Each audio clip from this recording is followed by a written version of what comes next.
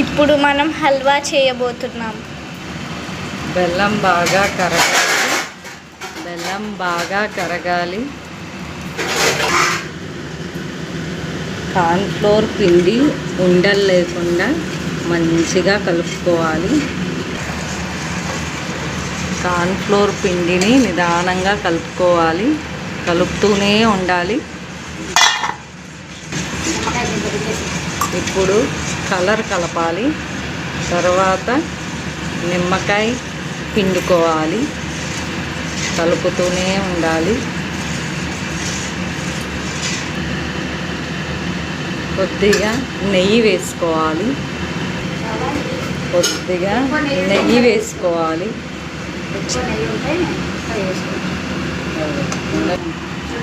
కలుపుతూనే ఉండాలి.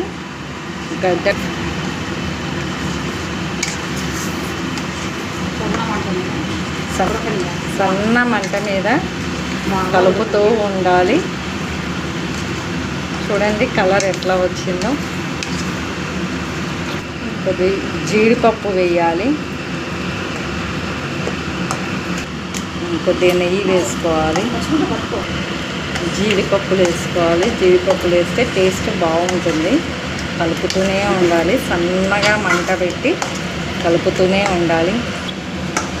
గట్టిగా అయ్యే వరకు కలుపుతూనే ఉండాలి.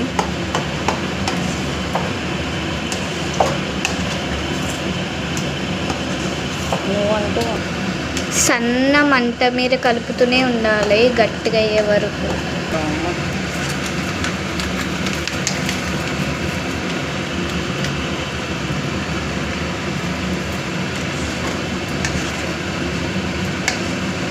వేస్తే ఒక 4-5 days ఉంటుంది మనం చేసుకుంటే. ఏమి తక్కువ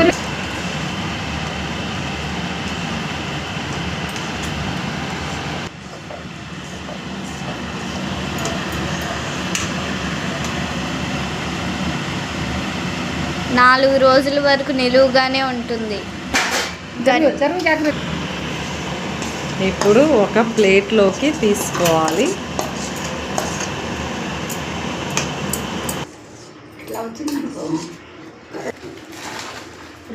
ఇప్పుడు ఇది 2-3 గంటలు చల్లారాలి. తర్వాత పీసెస్ కట్ చేయాలి. ఇది ఎంత బాగుందో చూడండి. ఇప్పుడు ఈ రెసిపీ చాలా బాగుంటుంది. ఒక్కసారి ట్రై చేయండి. బాయ్. ఎంతో తీయని హల్వా మీకోసం. Subscribe my channel. My channel name is Grow with Jagruti. Bye friends.